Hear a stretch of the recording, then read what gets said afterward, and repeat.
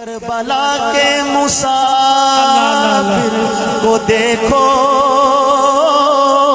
کربلا کو بسانے چلا ہے، مال و اولاد راہ خدا میں ابن حیدر لوٹانے چلا ہے۔ اور کیوں چلا ہے؟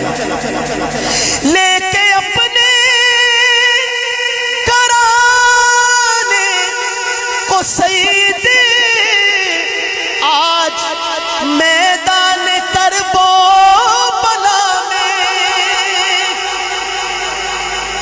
اس قربانی کی تاریخ میں کوئی مثال نہیں۔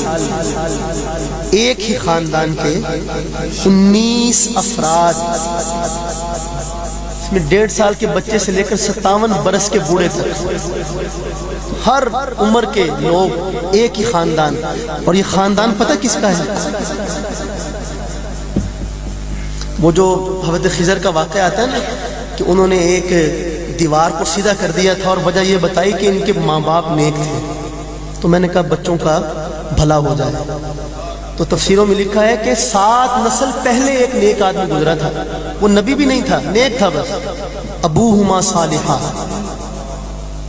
7 نسل پہلے۔ پر خضر علیہ السلام ان کی 7ویں نسل کی بھی پرورش کرنے کے لیے اور ان کو فائدہ پہنچانے کے لیے تیار کھڑے ہیں، نبی ہیں، ایک روایت کے مطابق ولی ہیں۔ اور یہاں قربانی دیکھیے حضرت حسین رضی اللہ تعالیٰ عنہ، جن کو رسول پاک کی زبان چوسنے کا بھی شرف حاصل ہے، آپ کے کندھوں پر سواری کرنے کا بھی شرف حاصل ہے، اور آپ نے فرمایا جنتی نوجوانوں کے سردار ہیں، نام لے کے فرمایا۔ فضیلت وہ ہوتی ہے جو نام پر آئے تو اس کو کوئی عمل نقصان نہیں پہنچا سکتا۔ آپ نے نام ابوبکر فی الجنہ، عمر فی الجنہ، عثمان فی الجنہ، علی فی الجنہ، 10 کے نام لیے۔ اب یہ پکے جنتی ہیں، اللہ کے نبی نے فرما دیا بس، سورج ادھر سے نکلے ادھر سے نکلے، یہ پکے جنتی ہیں، جو بھی کر لیں، جو چاہے کر، یہ پکے جنتی ہیں۔ تو حضرت حسن کے بارے میں، حسین کے بارے میں بھی اللہ کے نبی نے یہی فرمایا کہ یہ جنتی نوجوانوں کے سردار ہیں۔ اس سب کچھ کے باوجود اپنے خاندان کے 19 افراد ذبح کروائے۔ اس کی مثال پیش کر سکتا ہے؟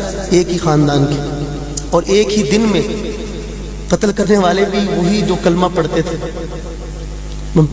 یہی شعر پڑھ کے اجازت چاہ رہا ہوں آپ حضرات سے۔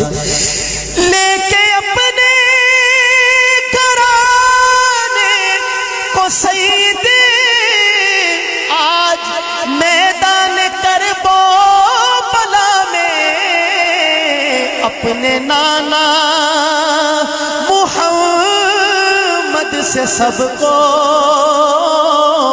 جام کوثر پلانے چلا ہے،